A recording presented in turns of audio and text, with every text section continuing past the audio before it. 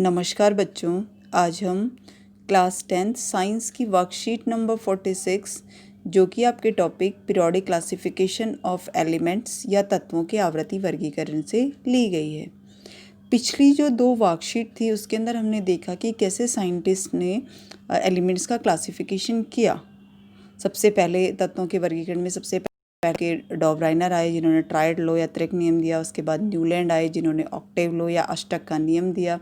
उसके बाद में आपकी मेंडलीफ आए जिन्होंने एटॉमिक मास का उनकी केमिकल प्रॉपर्टीज से रिलेशन बताया। उन्होंने एक अपनी मेंडली पीरियोडिक टेबल बनाने के लिए एक बेस लिया और एक प्रिंसिपल दिया मेंडली पीरियोडिक टेबल का कि जो एलिमेंट्स की प्रॉपर्टीज़ होती हैं वो पीरियोडिक फंक्शन होती है उसके एटॉमिक मास का, यानी तत्वों के जो गुणधर्म होते हैं वो आवर्ती फलन होते हैं उनके आणविक द्रव्यमान का। तो ये मेंडलीफ ने बताया। मेंडलीफ ने उस टाइम तक के 63 एलिमेंट्स को क्लासीफाई कर दिया था। उसका जो क्लासिफिकेशन था इन तीनों साइंटिस्ट में बहुत ज़्यादा अच्छा था। एक तरीके से मॉडर्न पीरियोडिक टेबल बनाने की जो नींव रखी थी वो मेंडलीफ ने ही रखी थी। और मेंडलीफ को ही हम फादर ऑफ पीरियोडिक टेबल या फादर ऑफ आवर्त सारणी कहते हैं। लेकिन फिर भी उसकी उस पीरियोडिक टेबल के अंदर कुछ ना कुछ कमियां रह गई थी। उन कमियों के बारे में हमने पढ़ा था, लिमिटेशंस के बारे में, कि एक वो हाइड्रोजन की पोजीशन को क्लियर नहीं कर पाया था क्योंकि हाइड्रोजन हैलोजन और आपका जो फर्स्ट एल्कली मेटल्स होती हैं क्षार धातुएं और हैलोजन दोनों के साथ रिएक्शन करता है। दूसरा वो आइसोटॉप्स की पोजीशन क्लियर नहीं कर पाया था कि आइसोटॉप्स के एटॉमिक मासेस अलग अलग होते हैं, उनकी केमिकल प्रॉपर्टीज सेम होती हैं, फिर भी हम उनको क्या कर रहे हैं अलग अलग जगह नहीं रख रहे हैं। और तीसरा वो नोबल गैसेस या इनर्ट गैसेस के बारे में कुछ एक्सप्लेन नहीं कर पाया था। तो इन्हीं ड्रॉबैक्स को कम करने के लिए साइंटिस्ट ने ना इन पर आगे की तरफ स्टडी करना स्टार्ट किया। इसके संदर्भ में एक सबसे पहले एक साइंटिस्ट आए 1913 के अंदर जिनका नाम हेनरी मोजले था। जब ये सारी स्टडी कर रहे थे तो उन्होंने एक कंक्लूज़न निकाला कि जो मेंडलीफ ने पीरियोडिक टेबल तैयार की है उसमें कुछ कमियां हैं। और वो कमियां किसकी वजह से हैं? उस एटॉमिक मास की वजह से। उस एटॉमिक मास की जगह हमें एटॉमिक नंबर लेना चाहिए। जब उन्होंने एटॉमिक नंबर लेकर के और इस टेबल को अरेंज किया तो वो ज़्यादा अप्रोप्रिएट थी बजाय मेंडली पीरियोडिक टेबल के। और काफ़ी सारी जो मेंडली पीरियोडिक टेबल की जो कमियां थी वो भी क्या हो गई थी, सॉल्व हो गई थी। तो जो मॉडर्न पीरियोडिक टेबल रखी उसकी नींव किसने रखी? हेनरी मोजले ने। और उसने एक पीरियोडिक लॉ दिया। वो पीरियोडिक लॉ क्या था आपका कि properties of elements are periodic functions of their atomic masses, यानी कि तत्वों की जो गुणधर्म है वो आवर्ती फलन होते हैं किसके? परमाणु संख्या के। मेंडलीफ ने परमाणु द्रव्यमान बताया था लेकिन हेनरी मोजले ने थोड़ा सा चेंजेस कर दिया उसके अंदर। उसने क्या बताया कि एटॉमिक मास की जगह क्या आना चाहिए? एटॉमिक नंबर आना चाहिए। बाकी सारी चीज़ें क्या थी? सेम ही थी। एटॉमिक नंबर हम किससे निकालते हैं? जो एलिमेंट होता है उसके न्यूक्लियस के अंदर, एलिमेंट के न्यूक्लियस के अंदर आपके प्रोटॉन और न्यूट्रॉन पाए जाते हैं। तो जो न्यूट्रॉन है वो नंबर ऑफ न्यूट्रॉन वो उसके एटॉमिक नंबर के जेड के बराबर होता है। एटॉमिक नंबर को हम किससे रिप्रेजेंट करते हैं? जेड से। परमाणु संख्या को किससे लिखते हैं? जेड से। और नंबर ऑफ प्रोटॉन को हम किससे लिखते हैं? पी से। तो किसी भी एलिमेंट के नंबर ऑफ प्रोटॉन और उसकी परमाणु संख्या या उसका एटॉमिक नंबर क्या होता है? सेम होता है। तो जैसे जैसे हम एक एलिमेंट से दूसरे एलिमेंट पर जाते हैं एक एक प्रोटॉन का क्या होता है? इंक्रीज होता चला जाता है। अब फर्स्ट नंबर किसका? हाइड्रोजन का। उसके बाद में दूसरा एलिमेंट आएगा, फिर लिथियम आएगा, फिर आएगा आपका बेरिलियम आएगा, फिर बोरोन आएगा। इस तरीके से जो एलिमेंट आ रहे हैं ना इनमें एक एक नंबर की क्या होती चली जा रही है? बढ़ोतरी होती चली जा रही है। तो ये तो क्या था? मॉडर्न पीरियोडिक टेबल का बेसिस था कि इस बेस के ऊपर जो हेनरी मोजले था उसने मॉडर्न पीरियोडिक टेबल बनाई।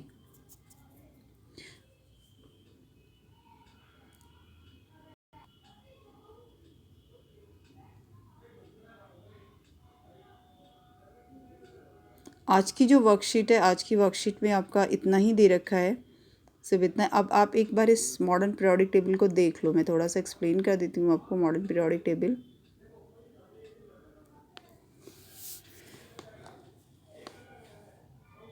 देखो मॉडर्न पीरियोडिक टेबल के अंदर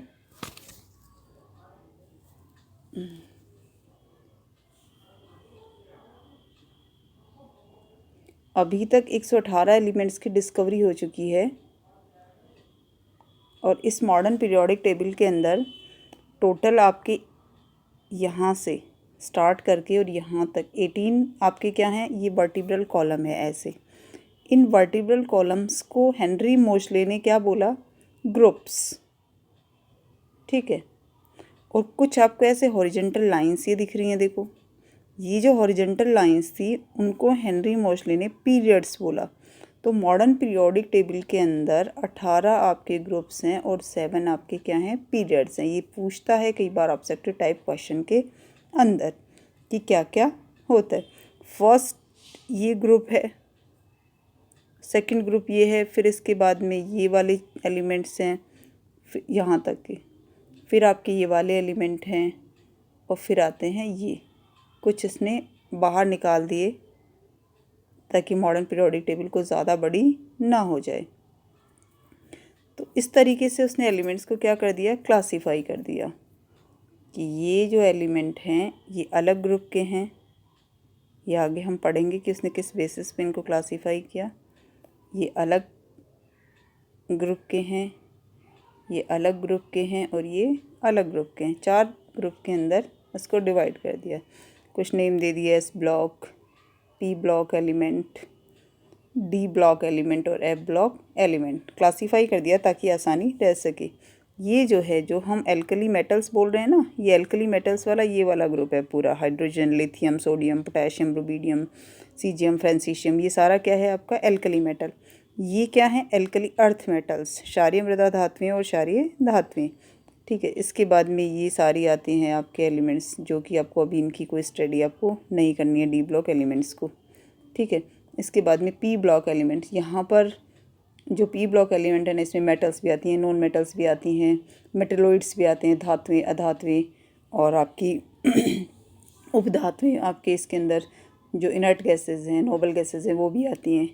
ये जो हैं आपके ये लेंथेनाइड और एक्टिनाइड्स होते हैं, जो एफ ब्लॉक एलिमेंट है, इनको क्या कर दिया गया, अलग कर दिया गया है। तो ये सारी आपकी क्या है, मॉडर्न पीरियोडिक टेबल है।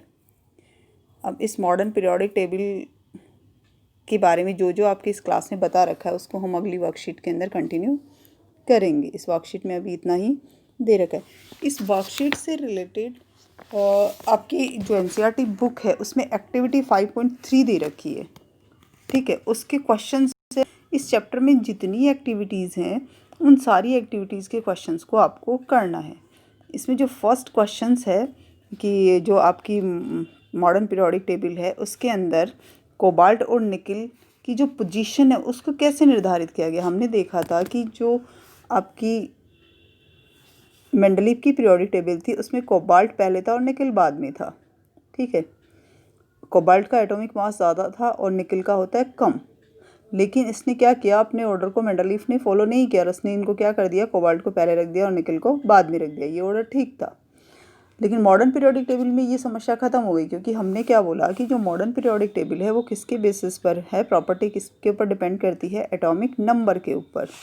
तो एटॉमिक नंबर पर जैसे ही डिपेंड करती है तो हम देखते हैं कि कोबाल्ट जो है वो 27 एटॉमिक नंबर होता है और निकिल का कितना होता है, 28। तो ये समस्या क्या हो गई, कैंसिल हो गई, ख़त्म हो गई, क्योंकि जो एटॉमिक नंबर के बेसिस पे मॉडर्न पीरियोडिक टेबल है उसमें कोबाल्ट पहले ही आना है और निकिल बाद में ही आना है। इसका जो नेक्स्ट क्वेश्चन है वो है कि जो मेंडलीव की पीरियोडिक टेबल थी उसके अंदर आइसोटोप्स की पोजीशन पे प्रॉब्लम आ रही थी, लेकिन मॉडर्न पीरियोडिक टेबल में वो क्या हो गई, सॉल्व हो गई। तो वो कैसे सॉल्व हुई उसका आपको आंसर पता होना चाहिए कि मॉडर्न पीरियोडिक टेबल किसके ऊपर बेसिस है, एटॉमिक नंबर के ऊपर। एलिमेंट्स की जो केमिकल प्रॉपर्टीज़ हैं वो किसकी पीरियोडिक फंक्शन होती हैं, आपके एटॉमिक नंबर या परमाणु संख्या की। ठीक है, और आपको पता है कि आइसोटोप्स जो होते हैं, आइसोटोप्स के एटॉमिक नंबर जो होते हैं वो क्या होते हैं, सेम। ठीक है, और जो डिफरेंट होता है वो क्या होता है, मासेस, एटॉमिक मासेस या परमाणु द्रव्यमान उनके क्या हैं, अलग अलग। तो ये समस्या ख़त्म हो गई, क्योंकि मेंडलीव की जो पीरियोडिक टेबल थी वो मासेस पे थी, ये क्या है, एटॉमिक नंबर पर। तो जैसे हमने क्लोरीन लिया, क्लोरीन के 2 आइसोटोप्स होते हैं, एक Cl35 और एक Cl37।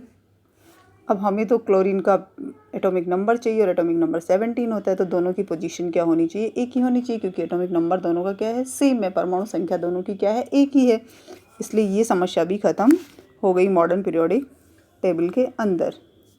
इस जो एक्टिविटी है 5.3, इसका नेक्स्ट जो क्वेश्चन है वो ही दे रखा है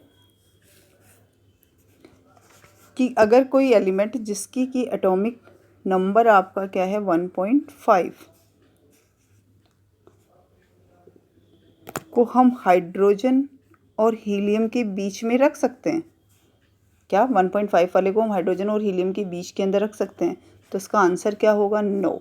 क्यों, क्योंकि जो नंबर है एटॉमिक नंबर वो तो क्या हो रहा है आपका होल नंबर है, होल नंबर है तो एक आएगा, दो आएगा, वो आपके पॉइंट्स में आ ही नहीं सकता, तो इसके हाइड्रोजन और हीलियम के बीच में इसको हम रख नहीं सकते हैं। ठीक है, नेक्स्ट जो आपका क्वेश्चन है वो है कि हाइड्रोजन की पोजीशन क्या होनी चाहिए। ये जो आपकी मॉडर्न पीरियोडिक टेबल है इसके अंदर हाइड्रोजन की पोजीशन कहाँ होनी चाहिए। देखो मेंडली पीरियोडिक टेबल में हमें प्रॉब्लम आ रही थी कि हम हाइड्रोजन को कहाँ रखें, ठीक है, क्योंकि उसकी प्रॉपर्टी एल्कली मेटल्स जो ये है ना, ये एल्कली मेटल्स ये इनसे भी मैच कर रही थी और ये जो हेलोजन्स है इनसे भी मैच कर रही थी, ठीक है।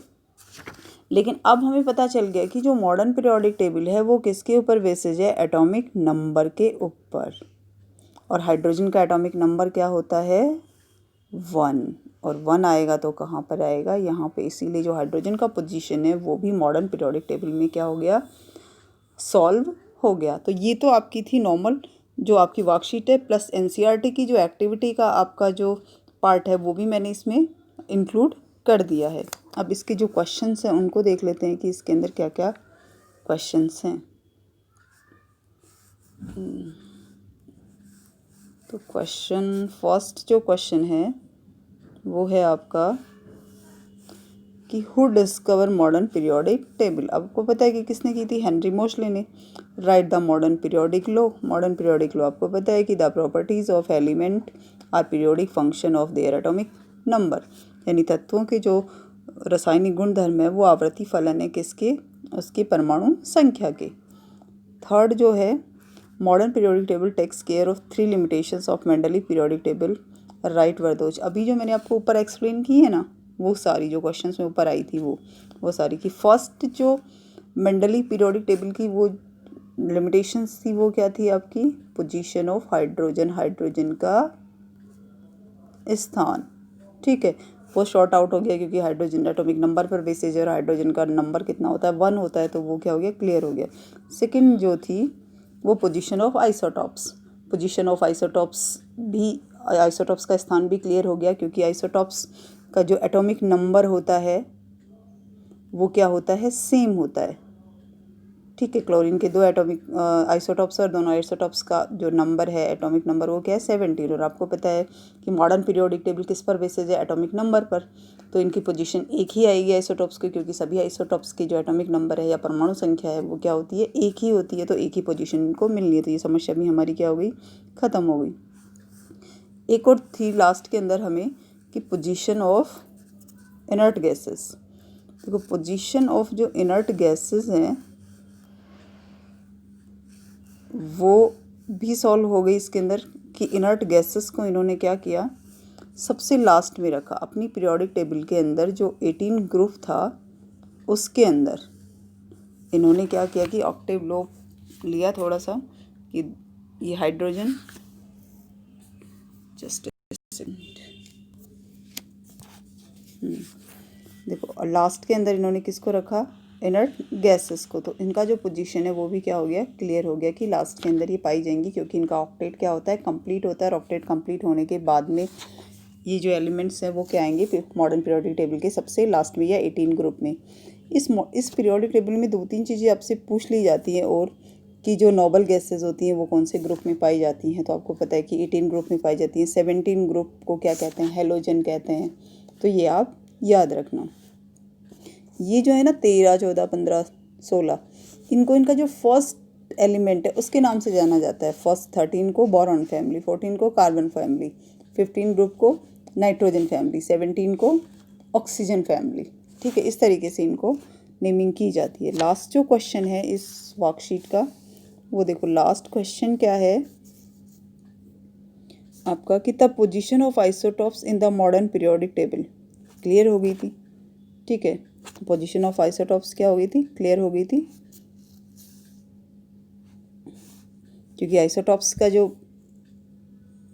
एटॉमिक नंबर होता है वो क्या होता है, सेम होता है, तो हमें अलग अलग उनको पोजीशन पे रखने की ज़रूरत नहीं है। सेकंड जो था, how were the position of cobalt and nickel resolve here. अच्छा क्वेश्चन है। देखो, कोबाल्ट और निकल जो हमने देखा था, अभी भी मैंने आपको बताया कि कोबाल्ट मेंडली पीरियोडिक टेबल के अंदर पहले था और निकल बाद में था।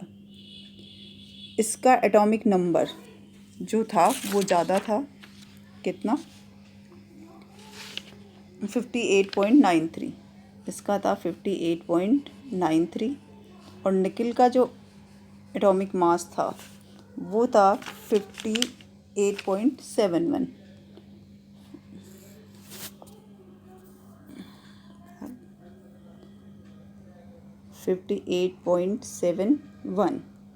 ठीक है, तो हमारे अकॉर्डिंग, सॉरी मेंडलीफ के अकॉर्डिंग ये जो है इसका एटॉमिक मास क्या है, ज़्यादा है कोबाल्ट का, तो कोबाल्ट बाद में आना चाहिए और निकल पहले आना चाहिए, क्योंकि निकल का एटॉमिक मास क्या है, कम, क्योंकि हमने इंक्रीजिंग एटॉमिक मास के ऑर्डर में मेंडली पीरियोडिक टेबल को लगाया था।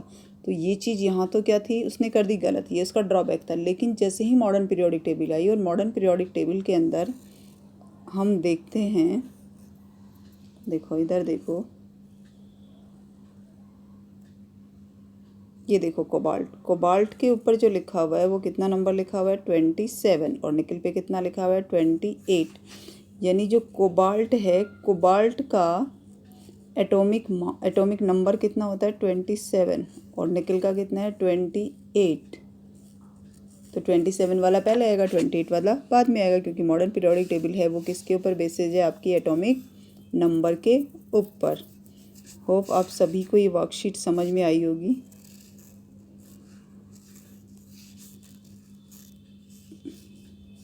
देखो, लास्ट में एक डेली वर्कशीट के अंदर एक कोविड से बचने का उपाय लिखा हुआ आता है, तो आपको ये अपने बिहेवियर के अंदर लेके आना है। लिखा है, to stay safe in the fight against कोविड-19 वियर ए मास्क। यानी आपको क्या करना है, जब भी आप घर से बाहर निकलेंगे, चाहे स्कूल जाएंगे, चाहे पब्लिक प्लेस में जाएंगे, चाहे कहीं पे भी मार्केट में जाएंगे, आपको हमेशा क्या पहनना है, मास्क पहनना है। Thank you so much.